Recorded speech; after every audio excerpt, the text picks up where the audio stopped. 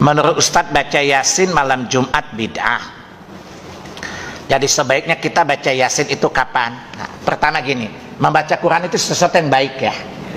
Paham ya? Ingat, Allah, Nabi menganjurkan membaca Quran banyak-banyak. Jadi syariat mengajarkan kita sebaik-baik bacaan itu Quran. Paham ya? Terserah mau baca Yasin, mau baca Al-Kahfi, terserah saja. Ya kapan saja, di mana saja. Nah, tetapi ketika mengkhususkan waktu tertentu, harus baca surat tertentu dengan keutamaan tertentu, ini butuh dalil nggak? Butuh dalil kan? Sekarang menetapkan dalil umum, menetapkan perkara amalan khusus tanpa dalil, ini perkara baru tidak? Dalam urusan agama kan? Berarti perkara baru tidak? Yang tidak ada dasar dalilnya kan? Dan kata Nabi, perkara baru dalam agama yang tidak ada dalilnya bid'ah. Paham ya? Paham tidak? Jadi membaca Yasin tidak masalah. Yang jadi masalah apa? Mengkhususkannya pada malam Jumat dengan keyakinan pahala tertentu karena malam Jumat, sementara dalil-dalilnya tidak sahih, maka hukumnya tidak ada kan?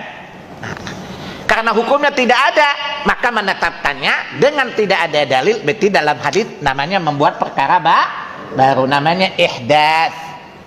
Fi amrina, dalam urusan agama kami ini, kata Nabi, fahuwa radun, ditolak. Ini riwayat Bukhari dan Muslim.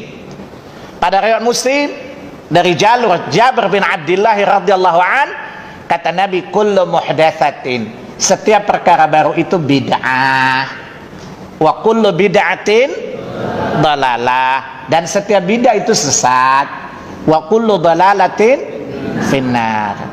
Jadi kalau mengatakan tidak semua kata kullu itu semuanya, berarti tidak semua bid'ah sesat. Tanya sama dia, tidak semua sesat di neraka ya?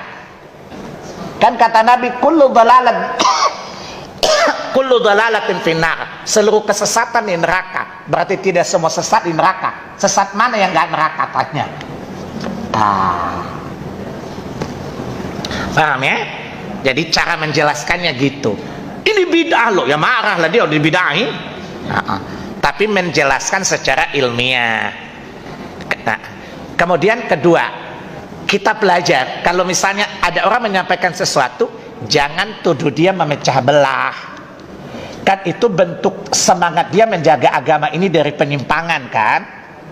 Paham ya? Maka kalau kita tidak setuju dengan pandangan dia, misalnya bapak biasa yasinan pada malam Jumat, makanya amalan jangan tambah an-an di belakang ya, biasa bid'ah itu. Yasinan, tahlilat, an-an itu mencurigakan betul itu.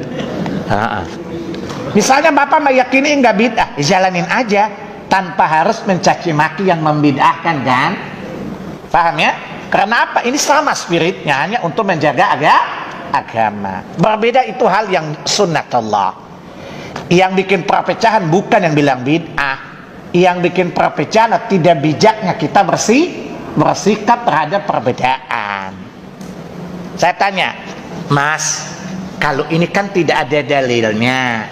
Kalau tidak ada dalil, ini urusan agama. Urusan agama nggak ada dalilnya, namanya ihdaats, perkara baru.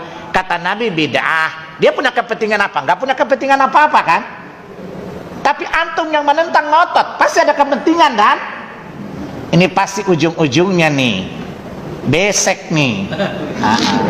Ini makanya ngotot gitu loh. Lalu menyerang orang yang mengkritisi itu dengan memecah belah. Mana ada unsur pemecah belah? Enggak kan?